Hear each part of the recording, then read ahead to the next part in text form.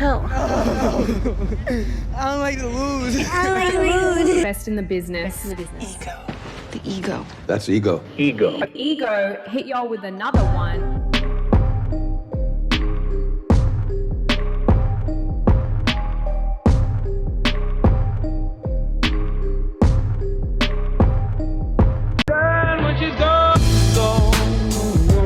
We unpack. We unpack. We unpack. Coming to you live, Boxing Ego unpack. Yeah. We unpack. We unpack. We unpack. Coming to you live. What if I told you that a major boxing card featuring two East Coasters in the heart of New York City, featuring Shakur Stevenson and Edgar Berlanga, is struggling to move tickets? Well, that's exactly what's happening at Louis Armstrong Stadium. So in this video, I am going to break down tickets. Y'all want to know about tickets? Y'all care about the financials? I got them. And we're going to talk about it. And I'm going to give you guys my thoughts on why a fight card with Edgar Berlanga, Hamza Shiraz, Shakur Stevenson as the co-feature versus William Zepeda, David Morrell is on the card, why Ring 3 is struggling to sell. So it should be a fun video. Buckle up, subscribe, hit the likes, leave me a comment. Pretty much in that order. So first, let's start with the facts. It's a good card, in my opinion. You know, Shakur Stevenson, he's one of the most skilled southpaws, defensive fighters. I call him a distance manager. And some people even question why he's not the headliner. Shakur's from Newark, New Jersey, and Edgar Berlanga is from Brooklyn. So Berlanga, he's a Puerto Rican puncher. When he was with Top Rank, they kind of built him as like the new Mike Tyson from Brooklyn because he had 16 first-round knockouts, yada, yada, yada. So despite all that, the reports are coming in and it's looking like the ticket sales are a bit sluggish. There are entire sections that are wide open. You guys could go look on Ticketmaster. The resellers are probably going to have to start dropping the prices. And it's fight week, right? It's fight week. And you don't really want to see this because if there's a high demand, you usually see the opposite. You're opening up sections. You're raising ticket prices. Resellers can't keep tickets in stock. So why are tickets struggling to move? In my opinion, I think it's a few things, but make sure you stay to the end of this video because you don't want to miss one of these points. And I'll probably save the best for last. So for one, Shakur Stevenson, some people think he should be on the main event. So having Berlanga, Hamza Shiraz, to me, that's kind of a personal decision from Turkey. Turkey, that's his boy, fellow Muslim, Hamza Shiraz. He's a ring ambassador. So he kind of, in my opinion, took personal friendship and decided to build the card around that instead of Shakur Stevenson, William Zepeda, right? So that's one issue. Favoritism. In business, you got to just do what's right. You can't have, like, if I'm directing a movie, like, let's say Christopher Nolan, he's directing a new movie called Odyssey, right? And you can hire Matt Damon and he has this crazy resume, Saving Private Ryan, Good Will Hunting, The Departed, right? He can act. He'd be good for it. But then you personally are friends with Pauly Shore or Carrot Top or somebody, and then you put them, because of your personal relationship, you put them as the head of your movie because you know them, you're friends with them, instead of casting Matt Damon, who is talented and right. So I think that was a misstep, because I want to say the bigger fight is Shakur Stevenson versus Zepeda. You know, I don't care. Turkey keep doing this like no Tom and Jerry fights and all that, but I don't care about that. I want to see the fight. I'm more curious about the outcome of Shakur. Here's why. Shakur Stevenson should win and beat William Zepeda. However, Turkey's doing all this stuff like, oh, I want a small ring, no Tom and Jerry fights. There's a lot of pressure. Eddie Hearn's talking about Shakur fighting Gervonta Davis in the future. So all in all, there's a lot of pressure on Shakur Stevenson. Zepeda, there's pressure on him too, because he fought a slick black fighter that was a southpaw. In his last 2 fights, got dropped in one of them and arguably lost one, if not both of them. So there's pressure on him because the public feels he was kind of exposed versus Tevin Farmer, who just got annihilated in 1 round by Floyd Schofield. So William Zepeda needs to kind of redeem himself, and Shakur would be a great way to bolster and show people your back if you can really beat him, you know, because I don't like participation trophies. Like, oh, he did good. You want to win here. Another reason why I personally think the fight is struggling to sell is you're putting it at Louis Armstrong Stadium. This is not a known venue for boxing fans, right? And I'm not necessarily anti a new venue, but it needs to make sense. And that's one of the problems with Turkey and Ring is I don't think there's anyone to really like not check Turkey, but tell him if he's wrong or if they have a better suggestion.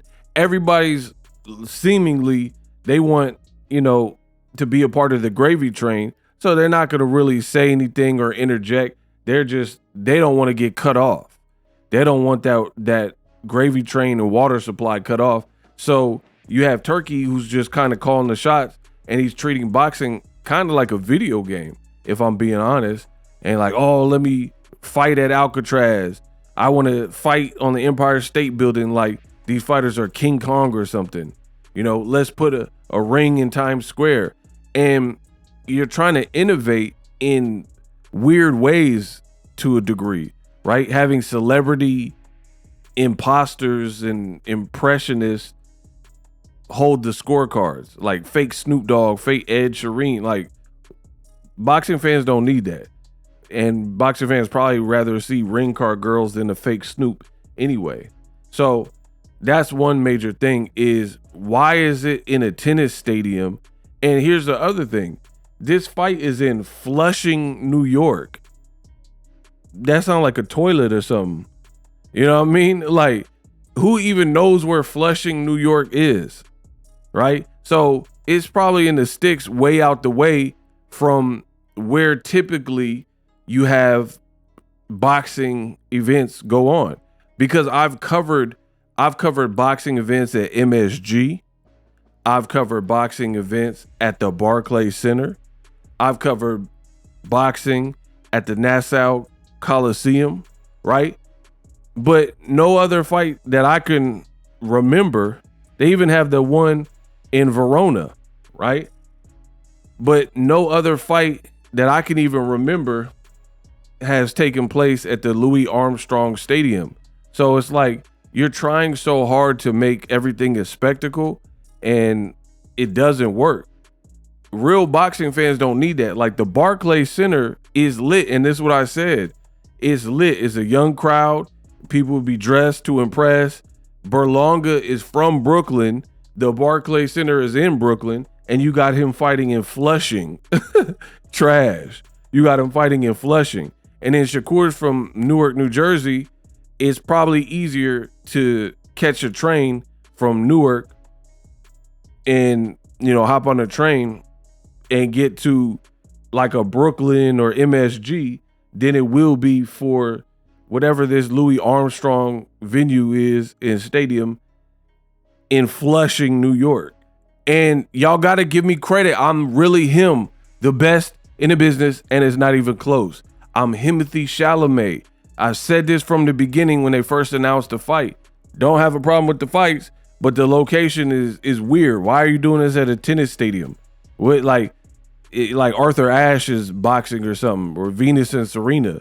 It's like there's no reason to have picked this venue that I can think of that makes sense rather than one of the typical venues where a fight like this would be, because you also want it to be accessible. People, you got them, like, people want to drink or whatever.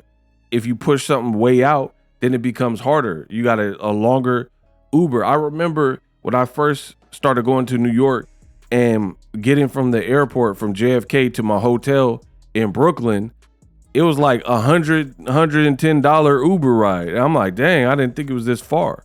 You know what I mean? So I can only imagine the people that live like in the Brooklyn area or Chelsea, Manhattan or whatever, how long it probably will take them to get on a Saturday at 5:30 p.m.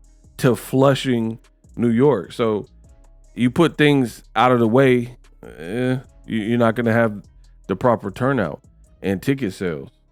So I think the location was a huge miss. Not having it in New York, that's not a miss, but to put it in this particular venue in Flushing, New York, rather than MSG or Hulu Theater or Barclays Center.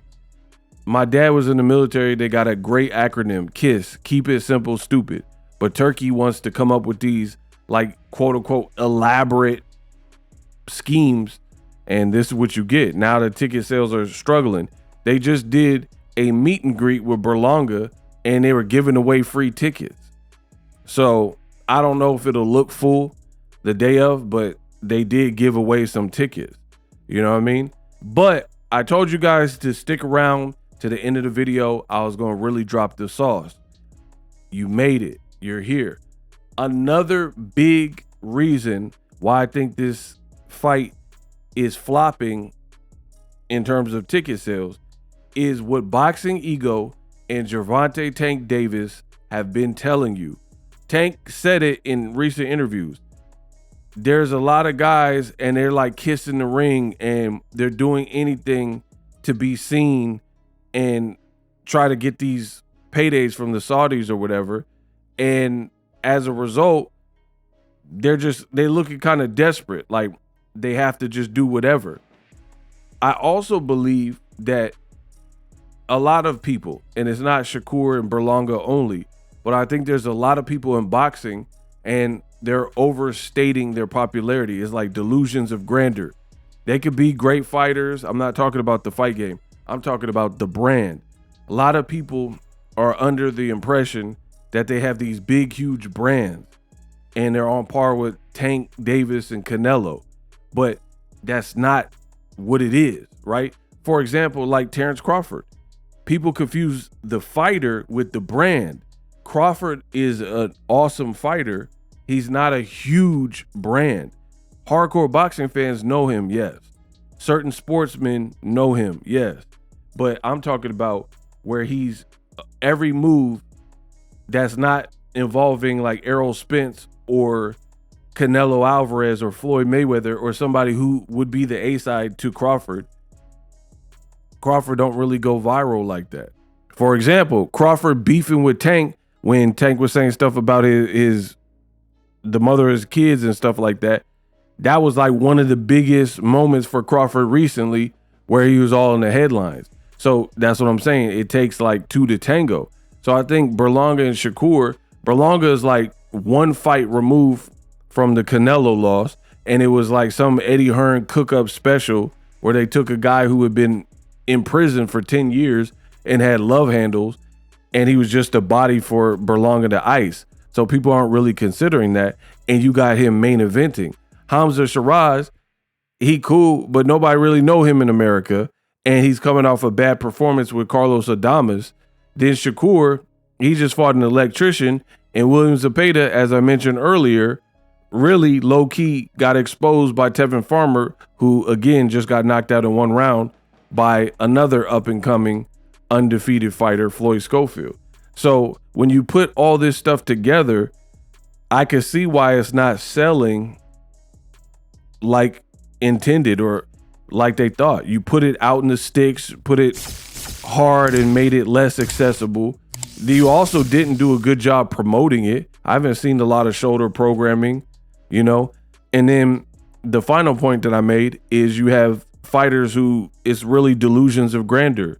They believe their brand is bigger, but that I don't want to get into it too much because I don't want this video to be too long. But the bottom line is this is what happens with, it could happen with what's going on with Turkey. Overpaying fighters to the point where it doesn't matter if they sell pay-per-views or not. They're getting a bag that they're comfortable with. Why would they want to promote? There's no incentive. Versus Floyd Mayweather, he knew he was going to make the bulk of his money on the back end. And that's a better metric for boxing because now you've incentivized the person to do their part. Versus something like this, you're just overpaying a bunch of fighters flat fees for the most part, and they're not going to turn up and give you a bunch of extra promotion. They're just going to get in camp, prepare, and then show up to fight. But as far as promotion and hyping the fans up and stuff, you're not really getting that. Shakur Stevenson, I haven't really seen much from him in terms of like hyping the fight up and getting people excited. William Zepeda, I don't know where the heck he's been. You know what I mean? I haven't really seen nothing from him. So now they're going to try to like turn it up on fight week because they have all the fighters in one area. But promotion, grassroots promotion in boxing is not just on fight week. You got to build up and build the excitement.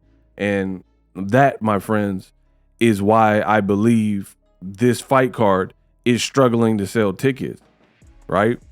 Boxing, you're not going to just force feed people and then have the main event probably, or at least it's debatable if it should even be the main event, or if you're just showing favoritism to your boy Hamza Shiraz.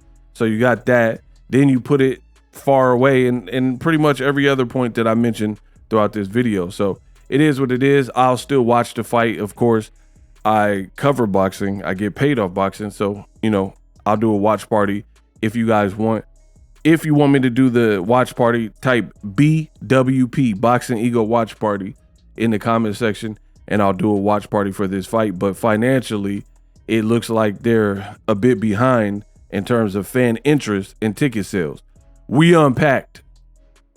Live streaming can be tough, which is why I use StreamYard. Click the link in the description for StreamYard, which is an awesome tool that enables you to set up your stream with ease of use.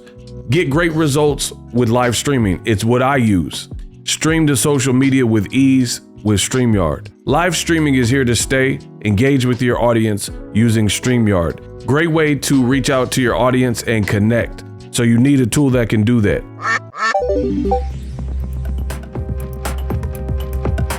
If you're new to YouTube and you're struggling to get views, one tool I can provide to you is TubeBuddy. I've been on YouTube over 10 years. I use TubeBuddy daily to crank out videos just like this one that you're watching.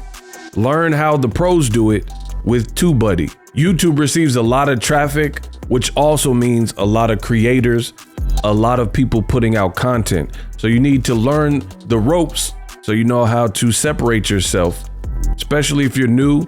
But even if you're a pro, use TubeBuddy. The link is in the description. Get more views, more subscribers, and a higher click-through rate, so ultimately you can realize all of your online goals. Use my affiliate link in the description and grow your channel fast.